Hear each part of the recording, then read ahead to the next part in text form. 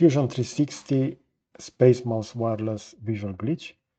So as we can see over here, if I will minimize this, let's say that I want to pan the model or rotate it, I can easily do that. But the glitch will appear when I will select, for example, the rollers over here. And with the mouse over that, if I want to rotate, we're going to see that the graphic display will have the following glitch. So since the object is also selected, within Fusion, it will add that white gradient over here.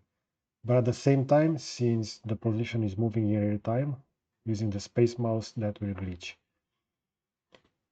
If, for example, I will select something over here within the viewport, we're going to see that the problem will not occur over here. So for example, I will select this middle component, I can easily rotate, and that visual glitch will slightly appear over here, but that is mainly due to the fact that the texture will change over here based on the reflections. But if I will select the hub over here, for example, if I rotate, you're gonna see how that visual glitch will appear over here.